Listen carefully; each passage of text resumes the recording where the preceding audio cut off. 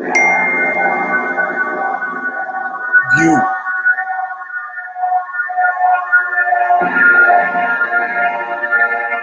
are now about to witness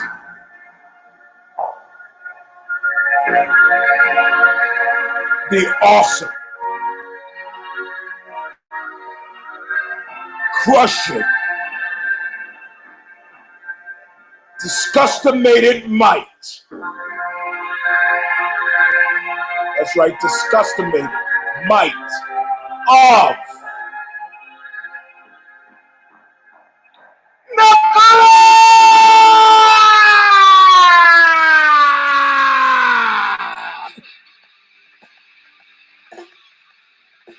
Welcome, my friends, to a show that apparently never ends. Well, it will. Someday, round 251, we go backwards through the round because we don't have clocks at home that run backwards. So we take advantage of time's arrow.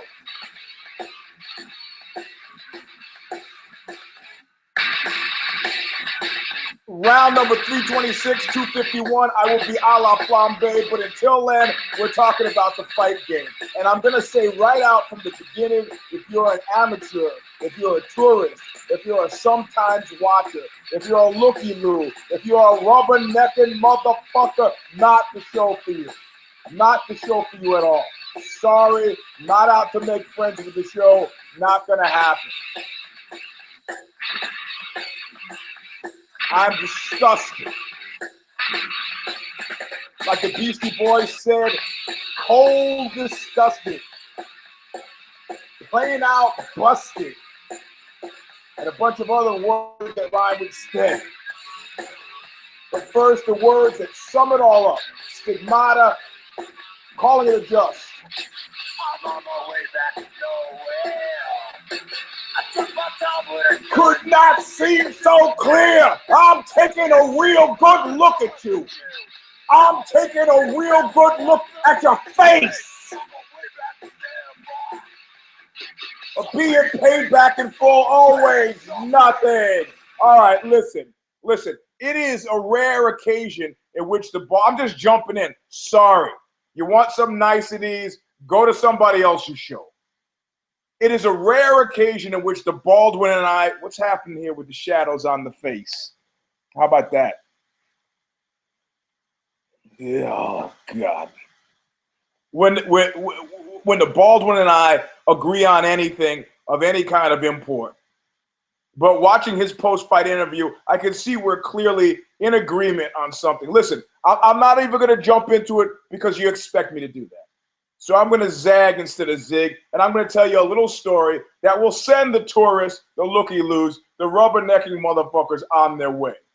All right, there was a comedian, and I don't want to, I'm a bear for accuracy of a certain kind, so I'm not going to mention his name, not because I'm trying to preserve his identity, but because I'm not quite sure. Maybe it was Sam Kinison. I don't really remember who it was. In any case, he started taking pot shots at certain celebrities, other comedians. And now the community of comedians, because they view what they do as sui generis, rare and unique. And I agree, not everybody could be a comedian. Now, lots of people could be actors, lots of people could be singers. It takes a special kind of mind to be a comedian. You might work at it, but unfunny guys now will be unfunny guys 10 years from now. In any case, this guy said something pretty compelling, and he said, and I quote, he started quoting comedians that you probably will not have heard of. He says, Elaine Boozler, Whoopi Goldberg, and one more, Carol Leifer, maybe. And he goes, what? America's afraid to hurt their feelings? And the guy got a huge raft of shit because naturally, it's tough enough to be a woman alive, period, much less a woman doing comedy. It's a tough road to hoe. The prevailing undercurrent objective is nobody starts out good. You have to have a forum for getting good, for being good. and you know, if you ruin the instinct, the desire to do that, kill it in the crib, you know, you've made the world not a richer place, but a place that's more poor. So I understand the instinct of buoying, buoying, buoying, you know, those who I understand encouragement. I myself at Sorrow Academy am a model of encouraging lower belts to be the best they can be, you know, through a careful program of ridicule, generalized verbal abuse, and something I call EJJ, Eugene Jiu-Jitsu, which employs deep sarcasm, as well as smotherings, chokes, spear hands, knuckles in the rib, a whole variety of things that will largely get you banned from any place that's not the pirate ship that's called the Sorrow Academy. But I'm digressing. The issue is very specifically how you grow up. Now, I don't know if you have kids, but if you don't have kids and you're thinking about having kids, there's going to come a point where you decide, I don't want to be a completely shitty parent. I'm going to take away the iPad. I'm going to turn off the TV, and I'm going to spend some interactional time with my offspring. And you choose to do this by, why don't we drag out those board games? Or let me teach you how to do, or let's go toss a ball around. And you have two schools of thought on how this should happen. You know, you have the caring father who you know, will drop a ball and say, "Oh, kid, you're getting really good," you know, and will, through acts of deceit and trickery, encourage a belief in self. Okay, and then of course you have the abusive parent that says, "You're not shit. You're not gonna be shit. You're probably never." This is why my heart went out to a guy named Tim Sylvia. Apparently his parents were that way, or at least this was the excuse he had given at one time for being caught taking performance-enhancing drugs. So I didn't take it to perform better. I took it specifically because I don't want to look like a slob. I want to look good in the swimsuit. I got you. I got it. My family was always making fun of me. I understand that. I understand a bit. Sometimes there are whole nations that are like that. Poland is a nation like that. You're not shit. You're not gonna be shit. Who do you think you are? You know. Jon Stewart at one point said he grew up. He didn't say it was a place-bound thing. He said it was a time-based thing. Post-Vietnam, he said New Jersey was like this. Who do you think? You think you're better than me? And then you have the third type of parent, like my parent. I'll give you an example. My stepfather, he was my parental figure from the time I was 5 years old, well, up until now, I guess, since I don't speak to my own father. And he would say, I'm going to teach you how to play chess, kid, or teach you how to play checkers, or my favorite, Scrabble. He's going to teach an 8-year-old how to play Scrabble. You figure out the basic words. And then he's like whipping up words on me like, you know, I'm 8. I just learned how to read.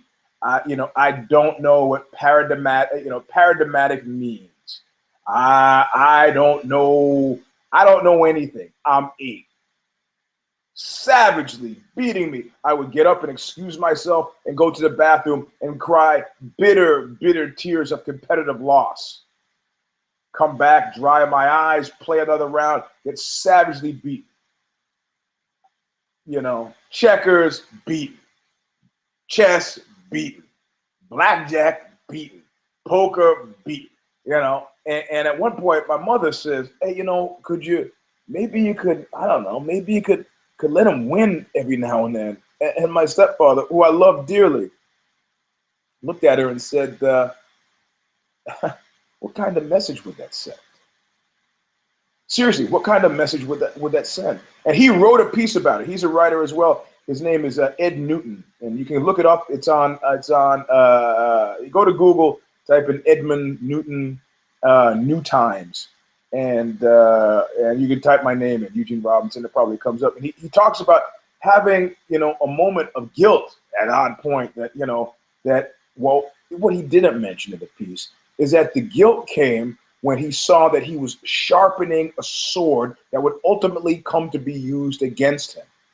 Because from that point on, any game that I had the edge on, I used to have a little basketball game where you could shoot, these little springs, and I would merciless, just grind him into, and he would lose interest. He would lose interest in competing. And then there was a moment when I was 14 years old, lifting weights since I was 9, where I challenged him to an arm wrestling match, and he barely beat me, but he and I both knew that was the last time he would challenge. So the question is, if you're the bald one, and if those of you who stuck through that 6 minutes and this is the payoff, if you're the bald one, to what extent will you go to develop what you believe to be a primary market? Now, I'm not saying conspiracy, collusion, large numbers of people, but you understand, to have a conspiracy, you don't have to have large numbers of people. I'm not saying this is even a conspiracy. This is about corporate generalized will. Do you understand what that means? There is not a single person who should not. I'll give you a prime example. I can't give that example because it's too inside the fence and I'll get in trouble for it. Fuck that. I will give you an example. I'm just going to conceal identities. I worked at a publication, and this publication was bought by a major other publication. And it was well known, as it trickled down to us, that the people who gave all multi-millions of dollars, that they had this idea that they want to do this whole series based on international economic theory. I'm giving you, well, it doesn't matter what I'm talking about, right? The points, finer points. So they major economic, and in my research, I uncovered that large portions of their thesis were complete and total bullshit. And I brought this up, and people looked at me like, if the guy who just paid 170 mil believes it, just like Candide and Voltaire, if Dr. Pangloss says it is so, it must be so. If the multimillionaire says it is so, it must be so. And I go, it doesn't make it so. I wrote the piece. I interviewed all the top flight people in the world who said bullshit, bullshit, bullshit, making it bona fide. And you know what happened? There was an institutional will to look right through it. To look right through it. That's why people don't understand when I talk about fucking Hitler escaping from the bunker at the end. Do you understand? There was a collective international will that this was insignificant.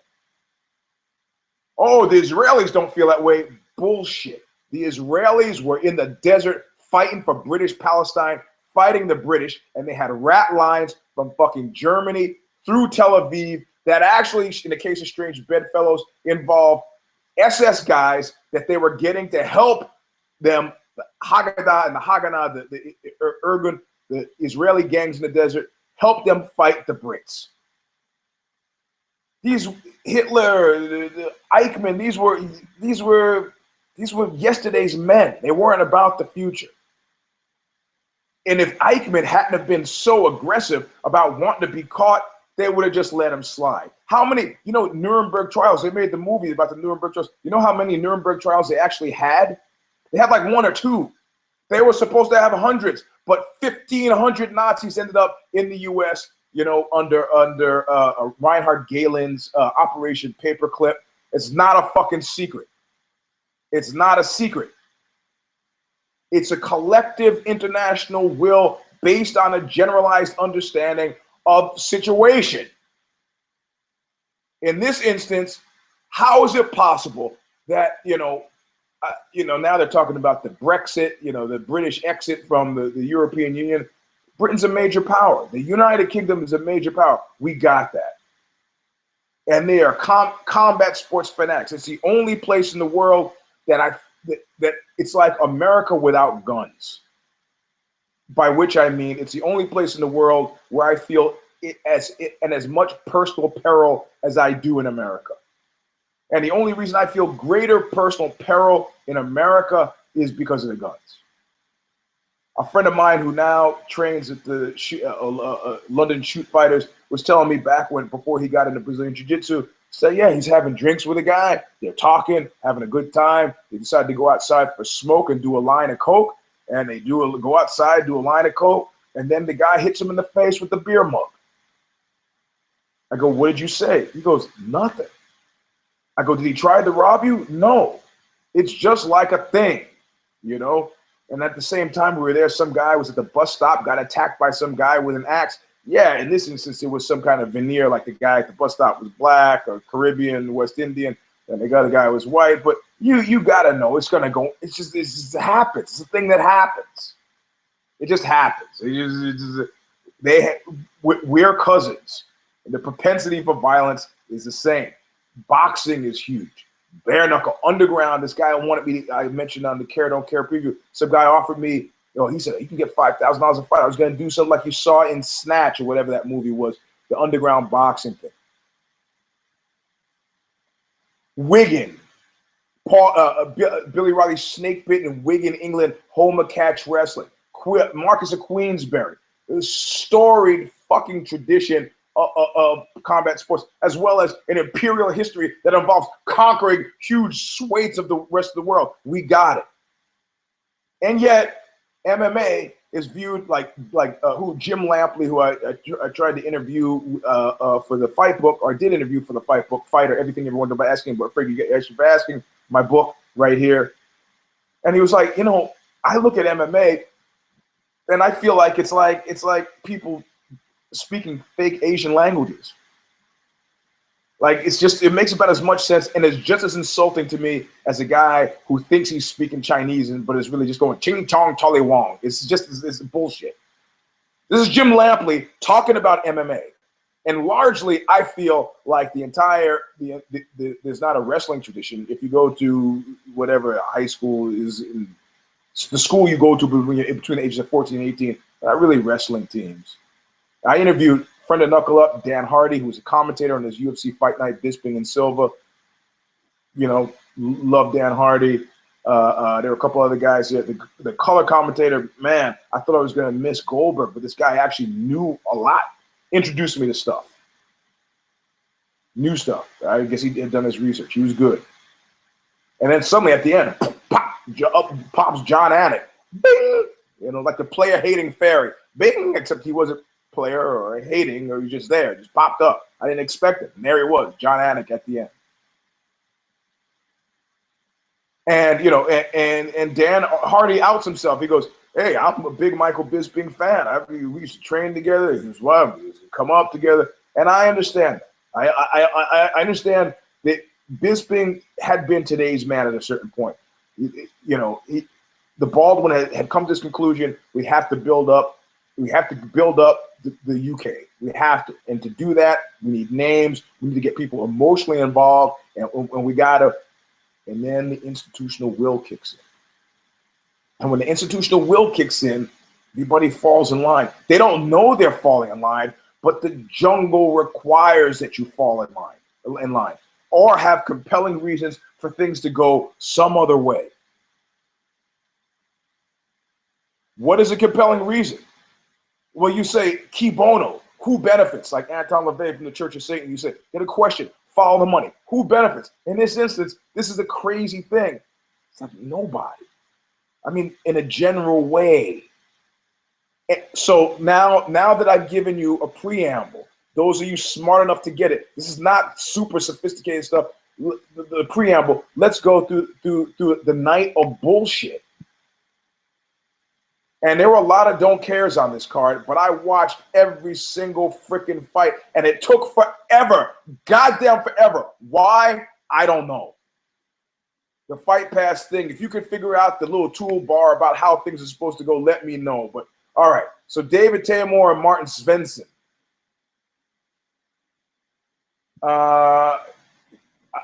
Whatever. I watched it. Don't remember. Was not impressed by it. In other words, it started as a don't care, remained a don't care. Timu Pakalin and Thibaut Goody, I like it. Mr. Finland. No. This is the guy with the grappling guy with the mustache. Liked it, but that wasn't really high level grappling. I could have seen that at Sorrow Academy where I had to rush out of being. Daniel Omlachuk, all right, versus the heavyweights. This guy, Georges Adano, a Syrian, where is he? He's Syrian from some Scandinavian country. He's fighting a Polish guy. Naturally, I'm pulling for the Polish guy, but then he does this soccer player thing. You know, this phantom punch in the groin. And he, at that point, I understand it. God love you, Georges. I like it, actually. I like it. You figure I'm the third round. I lost this fucking thing. Hail Mary, baby. He hit me in the nuts. Hey, what are we going to do about this? We're going to, the fight stopped. We're going to go, okay, we're going to go to current scorecards. Oh, I'm glad Omchuk didn't get robbed. He didn't want to win the way he won, but he won, and that was the right thing. And I like Georges going deep for, hey, maybe the phantom nut punch can help. Maybe I'll play that out.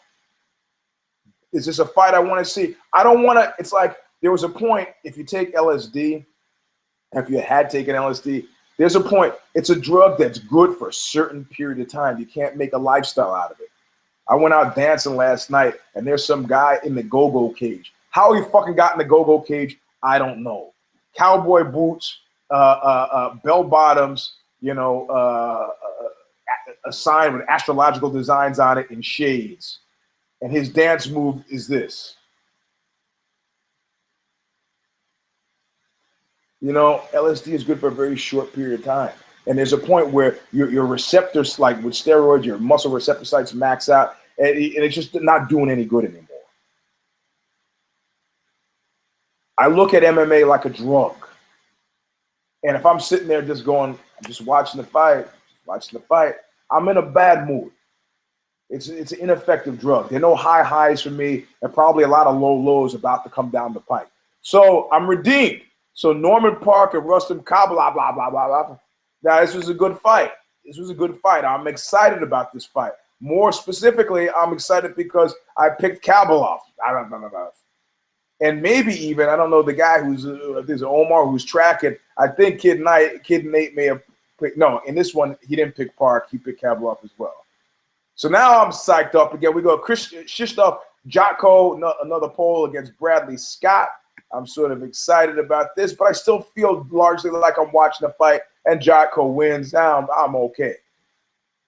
Arnold Allen, a Brit. Now this is where there's a deviation between here and Bellator. Bellator realizes the benefit of like the Tachi Palace fights. You got to have, I want to build up a local constituency. You got to have the local guys show out. So there'll be a bunch of San Jose. The fight coming up, Mr. Wonderful versus King Mo in San Jose with Josh Thompson making his return in Bellator.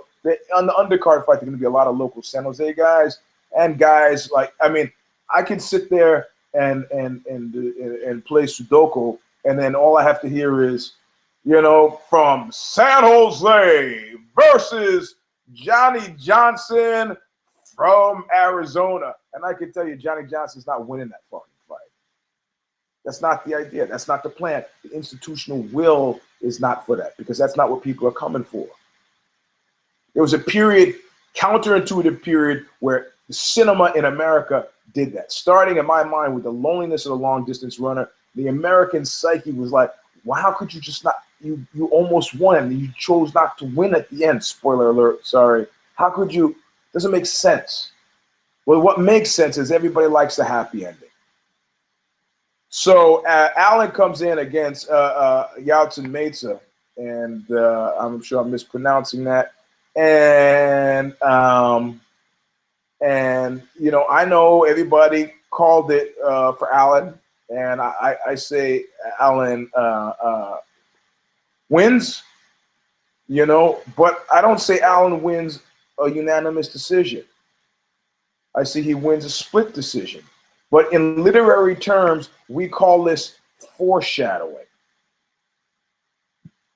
I'm not nervous yet because, like Bismarck Marquis says, what I didn't know what kind of shit when he was, she said she's just a friend.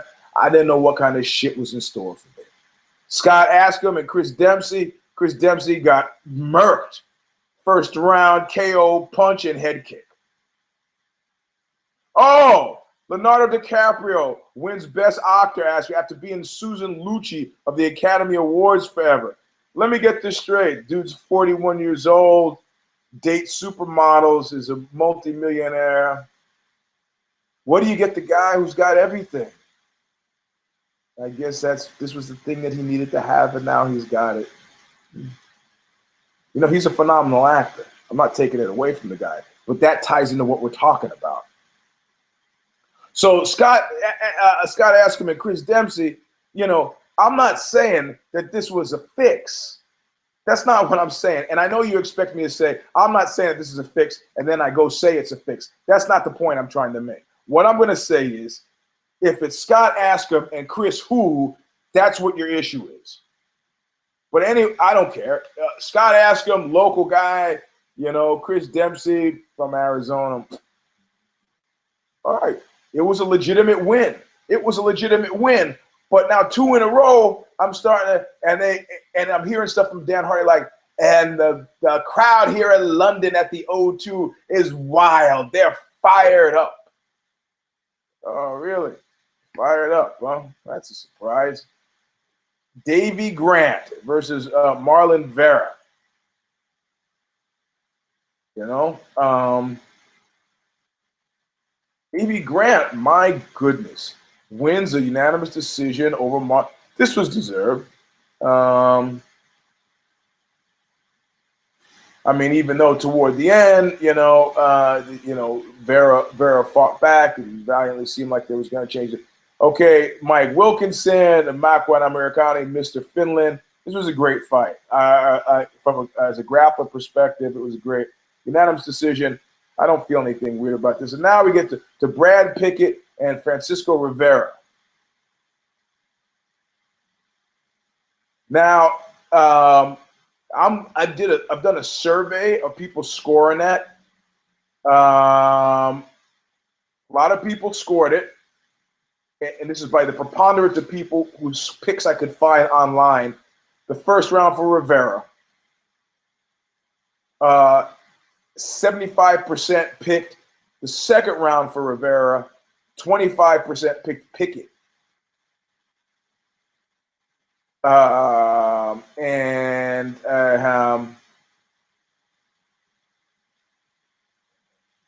the end, I'm also getting the same numbers, picked Rivera. And yet, split decision, which I can see for Brad Pickett. Can you smell what the huge is cooking? You know, Tom Breeze is fighting his great grappler, Keita Nakamura, longtime grappler. Have you heard of him before? I'll kiss your ass if you have.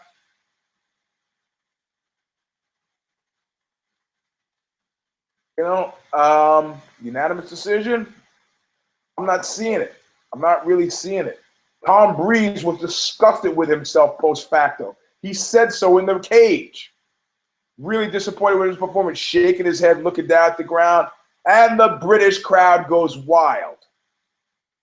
So the parenting styles also define the child. I have grown into the type of adult where the precise type of adult who, when he was rolling with Cain Velasquez and got the sense that Cain Velasquez was going to be the type of parent who went nice on me, did something specifically to rile him up so I got the best of Cain Velasquez. Of course, he beat me savagely, leaving me eventually blinking on the sidewalk in the sun afterward, talking to Harley Flanagan, co-founder, the founder of the Cro-Mags, and he was telling me, what did you think was going to happen? I don't know, but I want to get beaten. If I win fair and square, I want to get beaten fair and square. I don't want to think, well, illusion is my enemy. Illusion is my enemy. And no matter how loud the people in London screamed, and I'm not saying that the people at the O2 Arena were any way representative of the discerning UK fans. Tom Breeze was disgusted with himself. Okay? Gegard Mousasi, Thales Lays. Gegard won. I picked him to win. Dallas was too inconsistent for me, almost a gift. Dan Hardy said it best. He was like, I just wish Gegard would turn it up a bit. And then Gegard came out in an expletive-laden, there's like, you fucking media, you critics, you're going to say what you're going to say. He goes, but then I turn it up a bit and I do something stupid, and then where am I? Which leads into something that Sorrell said to me today. He was like, you know what? Fights are boring now. Why? Because guys are fighting for decisions. They're not fighting to win. Because my record is like 25-5. Okay? I'm fighting, or whatever he says, 18-5. I don't remember what he said, but the point is he's fighting to win. He's not fighting. And he goes, how many of those were decisions? Like none. I need to check him out to see how accurate he was. I didn't question him at the time. Anyway, this brings us to Anderson Silva and Michael Bisping. Okay, 5-rounder. And I'm getting some rebop. My online sources, people are scoring the first round for Bisping, the second round for Bisping, third round for Silva. But that's only because you have something discernible like the flying knee, or who was it? Dana, the bald one, and the somebody else that think, man, you should be a little less worried about your mouthpiece. Maybe Dan Hardy said that too. A lot of people gave the fourth to Silva. A lot of people also gave the fifth to Silva. And people were texting me, translating his comments in Portuguese at the end. And it wasn't like Ed Soares said all his niceness about that, but he was like, we got, essentially, I'm paraphrasing, we got fucked here by this corrupt fucking system. It's the way it goes. I mean, I wouldn't be disgusted if I hadn't already been disgusted with the you nut jumping Bisping fans, if you're existing right now, don't give me that. Don't give me that. Don't give me Matt Hamill and Bisping. Don't give me George Rivera in Bisping with the eye poke and the knee in the groin that you beat the guy to death. Don't give me that, and give me this fight and tell me it's worth building up. What? An entire nation is afraid of hurting somebody's feelings? Yeah, you close it. That's what's happening. That the entire institutional corporate will, of which we are certainly part, the entire one wants so badly to build. Look, like there's that thing in The Onion about teeth whitening. A nation's dentists are saying, how white do you want your fucking teeth to be? They're not going to get any whiter. There may be the possibility that you have found every single MMA fan in the UK. It may be that there is no growth delta in the UK. That may be the case. It may be gone. The growth deltas may not exist. They may not. But you can't, if you're the type of parent that lets the kid win, you're going to put that kid in a situation where that kid's going to get hurt. I go to Tachi Palace fights, and I love this guy, Poppies Martinez, but Poppies didn't win all those fights. Poppies went out and fought in a real fight organization and got beat. Was he better off having reality delivered to him sooner rather than later? I mean, look, Bisping himself said, man, the guys are legend. I'm just glad to be in there. There doesn't seem to be any real large collective belief on his part that he won the frickin' fight. I heard stuff like, well, it was close. I was just honored to be in there. The guy was, I'm sorry. that's not. I picked Silva to win, and in the past, I've been a Silva nut jumper, and I was disgusted with the amount of time he spent fucking around. And you spend time fucking around, and you're gambling, and that's part of why he's thrilling to watch, because he's gambling. He's showboating and gambling. If he had been knocked out like he was against Weidman for showboating, but I now realize it's intimately connected to his character. He's as likely to be able to not do that as I am to not be able to scream at you. I can't do it. I tried. Hung around Brazilians for about 6 months, and then I had this great equanimity, and I had this Brazilian attitude. 5 minutes in traffic in California, and I'm back to, you see this? Suck on this, you piece of shit. I can't. It's character, my character. It's part of his character. I got that. He's going to showboat. It's a strat. I say character. You can call it strategy. It's part of what he does. It's part of what he does. I got that. I got it. Part of what he does. Having done that, okay, you have to get it. A flying knee in the third round at the end of the round was not an aberration.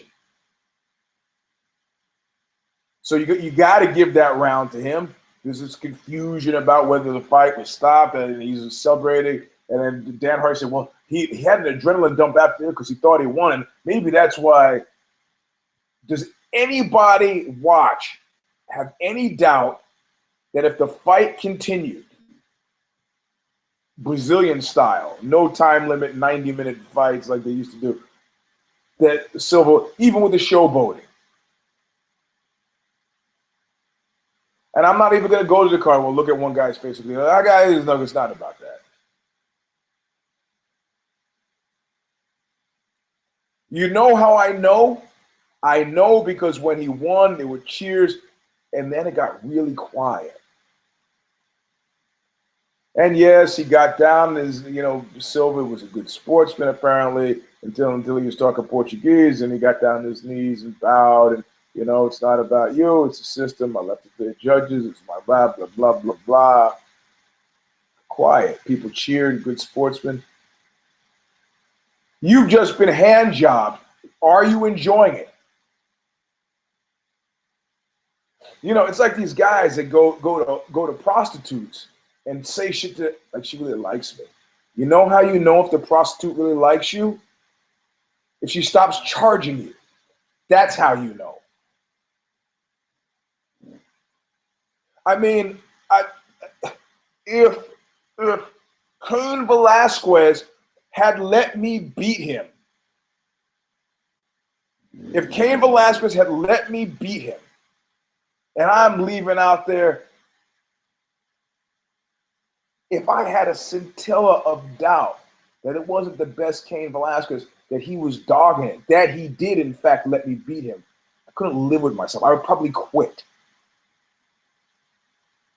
But why would I expect anything different from Bisping, who robbed Matt Hamill, who's been, in the name of developing this guy as a personality and as a transitive quality, then develop the UK as a market. We have an entire globe has been afraid to hurt this guy's feelings.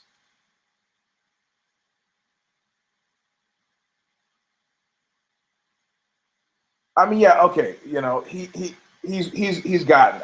I like the guy. I don't know when I started to turn the corner on Bisping. He was going against somebody, and he was just talking really, really perfect, well-placed smack. And he got me to forget about George Rivera, and he got me to forget about Matt Hamill.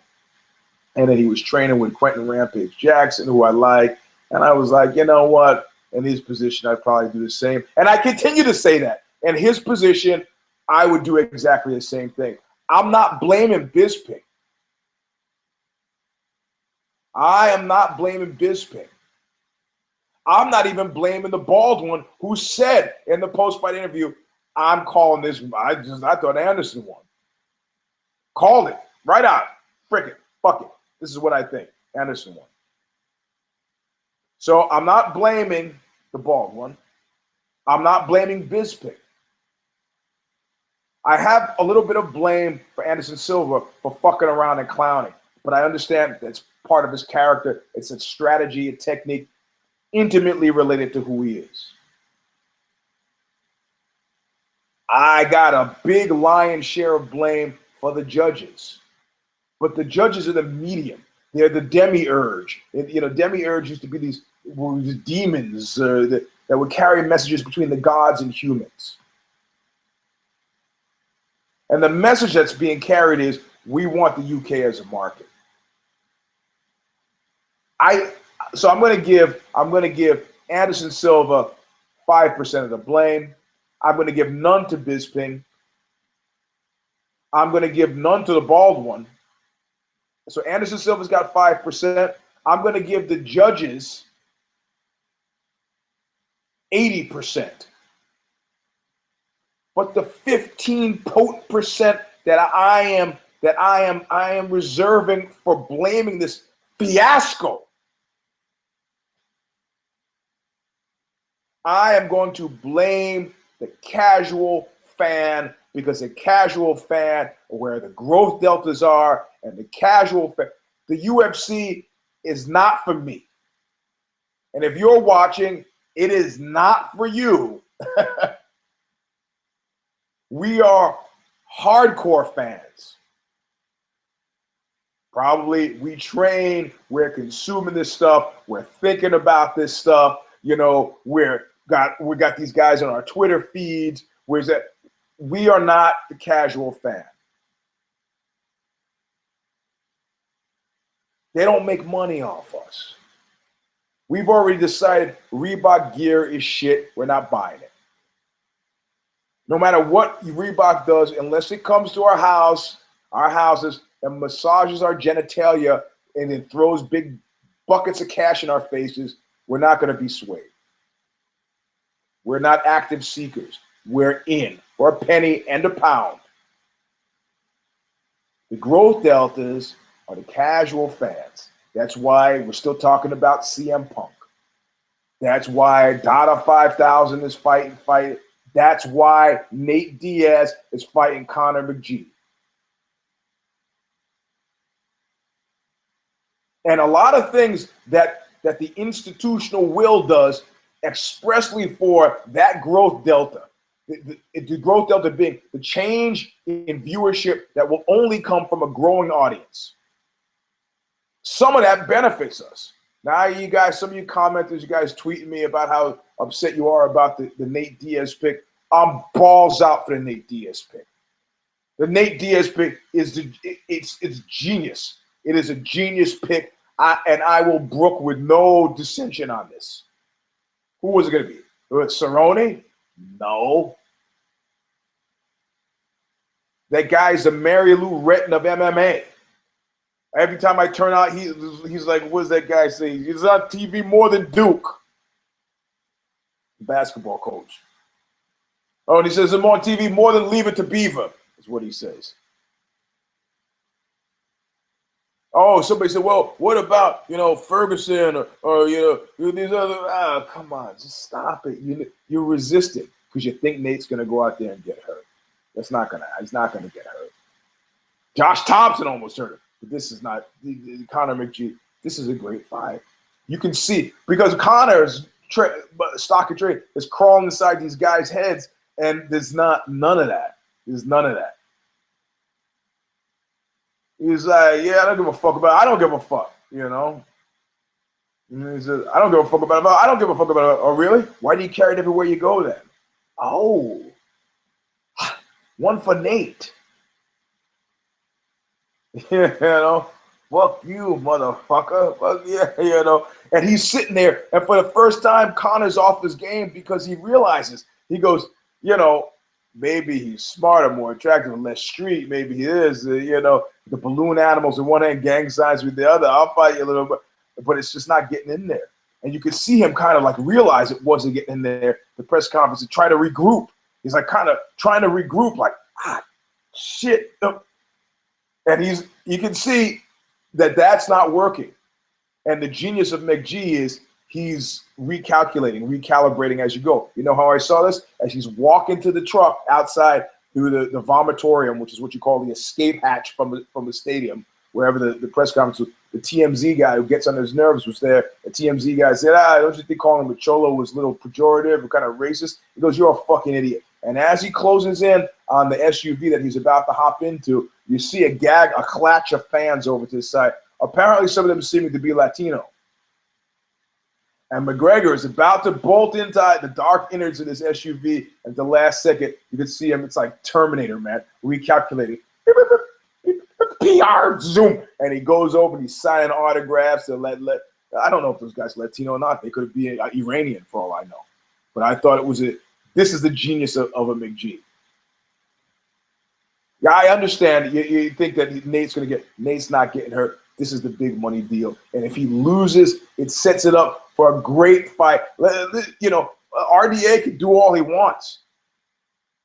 I really believe his foot is broken, but I believe his foot's broken because McG crawled into his headspace. But if you tell me, depending on how Nate did, it's just three Billy Goats Gruff story all over again. You're telling me you don't want to see Nick come in and try to, rep 209 against a McGregor? Nick Diaz one point said, I'll fight him at 205. I'll fight him at 165. He will do this. Whatever weight you want.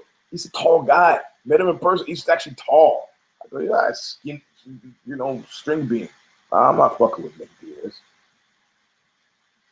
So the question is, that 15 potent percent, the growth deltas are, do they represent enough of a dollar change to improve the lives of the fighters as well as improve the fight game that we love? And I'm going to have to say, I guess they must. I guess they must. They really must, because we're all catering to them. Everything we say caters to them. I'm reading the comments. Like some guy was like, yeah, he's texting me and he's like, yeah, I'm showing my friends, my family, because we want to explain to the rest of the world why we think this is beautiful, why this is noteworthy, why we invest the time and energy, and how we believe it's an analog for life at large in the way that other sports aren't, In other words, we want to communicate to people who are close to us why we're fucking focused on this. Reminding me very much of my nervous mother coming into my room as an 11-year-old and looking around at the pictures on the wall of men in posing trunks and going, why do you like this so much? God, Ma, just look, they got the, she goes, yeah, but, yeah, I mean, why do you, I don't know what my mother expected me to say in 1972. Mom, they have muscles, but mostly I like the penis. Come on. I mean, we want to communicate to the people that we love and we care about why this makes a difference to us. So we're always kind of like trying to explain and trying to justify to girlfriends, wives, or husbands, boyfriends, friends, cousins, looky-loos, those casual fans. I find myself several times a day trying to defend MMA. I just wrote a proposal for how we could improve MMA coverage on Ozzy this week because of the big fights coming up this weekend. I'm living and breathing this stuff, and you are too. But those 15% of fans that cheered from the beginning to the end, who we all did this for, I gotta blame you. Yeah, I'm blaming the judges for a lot of it, but I gotta blame you. Look, Anderson Silva could afford this loss because Anderson Silva is done. He's number 5 in the rankings. He's got 7 fights left on his contract. He's going to retire with the UFC. He says his focus is renewed in the fight. If you believe for a second that he's damaged as a result of this loss, you're wrong. He was not the same man after losing to Weidman the first time. He fucked around and got caught. It's part of his character. He said, I think he regrouped and said, I fucked around, I got caught. Now I'm not fucking around anymore. Comes out for the second fight, breaks his fucking leg, and that's when the real deep demons started crawling. I mean, when he beat Nick Diaz, his first thing afterwards was falling. He looked up at the sky, and God, it was like, oh, God. And then he gets busted for the supplements and the weirdness, and it's like, dude is gone. because the clocks don't run backwards. And he's 40 years old. And if everybody knows the end is going to come, and like sexual dysfunction, you go, is it, not get, if I don't get it up, what if I never get it up again? I couldn't, oh my God. And then it becomes a negative feedback cycle. So what he gained with this fight is he's back. So he's a 40-year-old guy who took 2 years off or a year and a half off, whatever it's been. He's back. This is ring rust. No, his head seems to be back. And he's number 5, but he's not really challenging. I don't think he's quite ready for that. But I'm not seeing the nervous, tentative guy that I saw against Nick Diaz. I'm not seeing the guy fall down looking at God, who had been wondering, do I still have it? Do I still have it? Do I got it? Do I got it? Do I have it? I'm not seeing that. No, not seeing it. I'm seeing he's back. And if he's back, and we're not seeing a run for the strap, because if you see him getting by a Luke Rockhold, you're crazy. And sure, I'm sure Luke Rockhold will want to fight him. I'm sure the remaining 7 fights in this contract will be big money fights. And I'm sure, like he did in this fight, he'll do amazing things. But the institutional will has what they call it, the collective wisdom, the common law in this instance. So it doesn't matter whether he wins or loses. He's still the greatest of all time in people's minds. The GOAT, yep. Muhammad Ali's got Parkinson's, still the greatest in people's minds. Still Hall of Famer. He's not going to challenge but he doesn't have to challenge for the strap again to be valuable to us. So it doesn't matter whether he wins or loses. So 85% blame goes straight to the judges. 5% blame or 80% of blame goes to judges. 5% of blame goes to Anderson Silva for fucking having this character that the tightrope walking, man. Sometimes I just want you to get from one side to the other, but that's not dude. That's not the dude. And I guarantee you, nobody who saw him, Forrest Griffin, those guys, they don't think he lost that fight. And of that 15% that I'm blaming, the growth delta of the casual fans,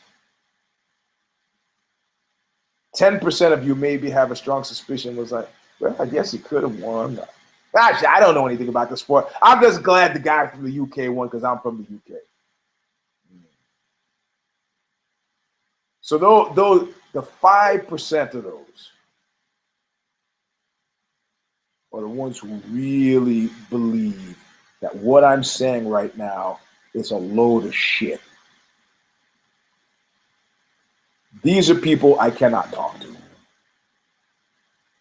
These are people I will never get to. These are people I cannot talk to. These are people I would not want to talk to.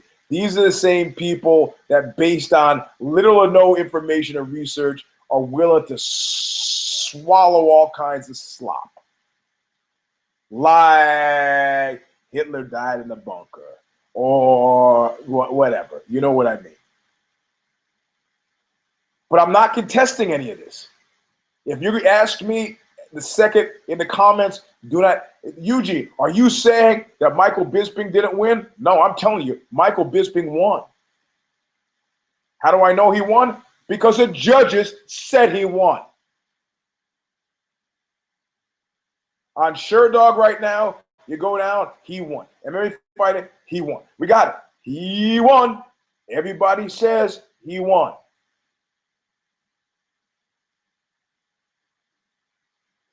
All right. Everybody says Tom Cruise is great. Everybody says spinach is good for you. Cool. Good. Glad you think so. Glad you think so. Doesn't make it so. So, holy Eugene, are you saying that Bisping really lost? I'm saying Bisping won. Because of the collective institutional will. It doesn't matter. Look, it doesn't matter. After the war was over, there was no collective institutional will to track down the escaped Nazis because we had a new enemy, and a lot of people in the U.S. establishment wanted to attack Russia right away, the Soviet Union right away. They couldn't think about this old shit. It was yesterday's news. It was only the aggrieved parties in Israel, once they got the country, that then could say, hey, Eichmann, he's walking around doing TV shows. He's in the phone book. They found a lot. You know where they found a lot of escaped Nazis in Argentina? You know how they found them? They looked in the fucking phone book. This is not a guy who's trying hard to get away from anything. They look in the phone book. Ted Bundy's a bad example, but so what I'm saying is Bisping won the fight. And he beat Matt Hamill too, and George Rivera. It's on the record. There was nothing that you'll find that says anything else. He won the fight, but I don't think he beat Silva. I got no dog in this hunt. I don't give a shit whether Silva wins or loses. I'm a Silva nut jumper. But I'm a pre-fall nut jumper, not post-fall. Because post-fall is something that I can't really look at. Too close to home. Why I don't go to college reunions anymore. There's nothing I'm going to learn there that I need to know about myself, which is essentially, we're getting older, we're all going to die. Don't need it. So I am disgustimated. Or, as some would say, disgusted. But I for the same reason, I'm sort of disgusted with the primaries. Because all of us are laying down for this 15% with this growth delta. And those guys are like, what is that great line from The Replacements? The ones that love us the least are the ones we'll die to please. And the ones that love us the best are the ones we lay to rest. Why are we trying to impress this 15% with the simple solutions? Scott Coker in the back, you've raised your hand. What did you say? Oh, 2.5 million viewers. That's why. I got it. I got it. Ad dollars. I got it. Key Bono. Everybody who needs cash, that's who benefits. I got you. Sorry. Never mind. I'm going to end the show. I'm going to get up and pour myself a drink and take a nap. Well, nap, it's nighttime. I'm going to go to sleep and wake up in the morning, and I'll have forgotten all of this. All of it. It'll be just a historical fact. As Bisping waits for his real face to reemerge from the battered and bruised mess it is now, and Anderson Silva, takes his check over to the bank.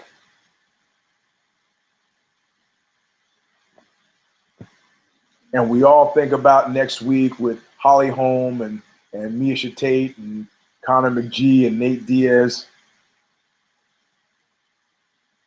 We'll forget about this. And the thing is, what's glorious about somebody like McGee is that he is so firmly ensconced in the consciousness that 15% growth delta that we care about, that 15% that they can't touch him. He is the essence of it. When you see him on TV, Fallon show, Jimmy Kimmel show, when you see him on TV, that he is it. The growth delta loves him. And that's one of the reasons why he's so fucking valuable. Because he can be there, be himself, with constant recalibration, and it's nice that I see the Baldwin has kind of figured out that people in London don't give a shit about guys from Dublin necessarily. They do against he's fighting against an American, but in general, no. So, so when you got a guy who's got the it thing going, praise be, praise be, praise be. Because what we saw this UFC Fight Night, Bisping and Silva, it doesn't happen yet to guys like McGee. No fucking way. Oh, well, somebody had to bring up Mendez. Forget about that. I'm not going to talk about that. I'm going to go have a drink to improve my mood a little bit, a drink of 20, and I suggest largely that you go and do the same. This is Eugene S. Robinson. The S stands for stymied. This is round number 326. I am your host, Knuckle Up on Bloody Elbow. We'll see you later on the week for If I Did It, where we discuss PR kerfuffles. I specifically want to talk about, well, it may be on Super Tuesday. I'm hoping it'll be after Super Tuesday, so we can talk about this election season. I am happier now that Bush is out, but that doesn't stop my agita, the spilkus in my gonectozoid, whatever. Anti-Semites, your letters to me are amusing, but largely unnecessary because I don't care, you know. And then on the Care Don't Care preview later on in the week, we'll talk about the fights in depth, and I will make actual picks. But until then, we'll see you later. Don't do anything I wouldn't do. And look what you made me do!